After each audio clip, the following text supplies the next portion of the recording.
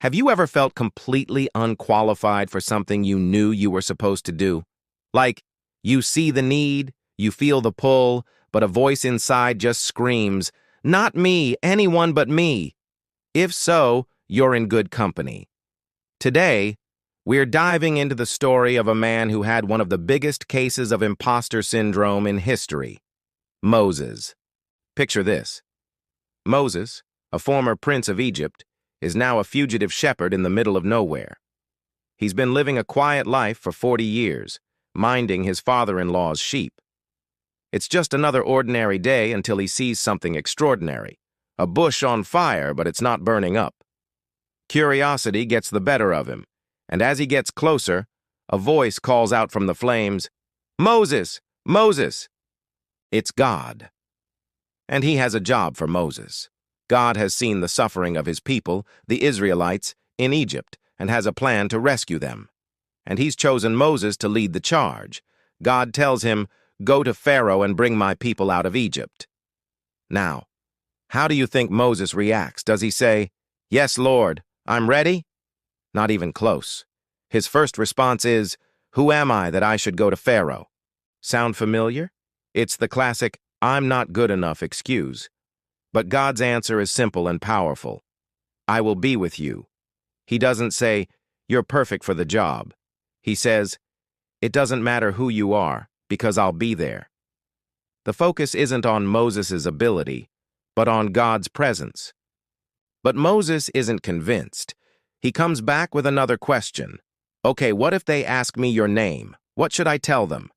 He's looking for credentials, a name that carries weight. And God gives him the most profound name of all. "I am who I am. Tell them I am has sent me to you."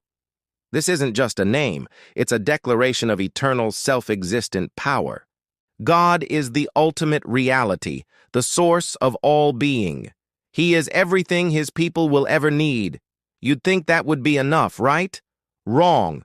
Moses throws out a third excuse. "What if they don't believe me or listen to me?" He's worried about his credibility, so God gives him 3 signs to prove his divine calling. First, his shepherd's staff turns into a snake and back again. Second, his hand becomes leprous and is then instantly healed. Third, he's told that the water he takes from the Nile will turn to blood on the ground. These aren't just parlor tricks. They are powerful demonstrations that the God who controls nature, life, and death is with him. Even with God's presence, God's name, and God's power, Moses still hesitates. He plays his final card.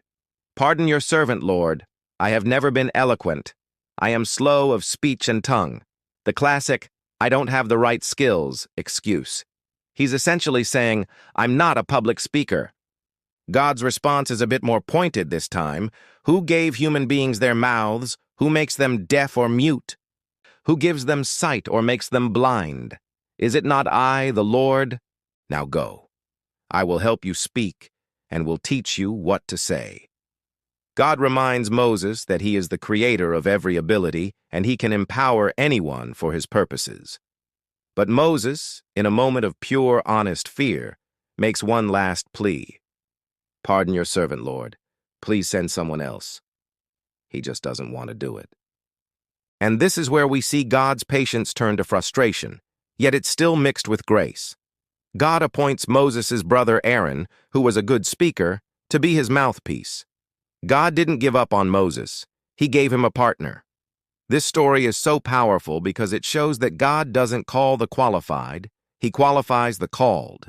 He doesn't look for perfect people, but for willing hearts.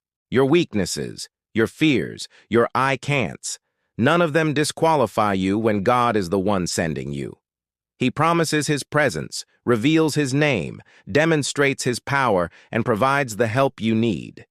So the next time you feel that pull to do something big, something scary, remember Moses at the burning bush. Your "Who am I?" is answered by God's "I am." Thank you so much for joining me today. If this story resonated with you, hit that like button and subscribe for more content that explores these timeless truths. I'd love to hear your thoughts in the comments below. See you next time.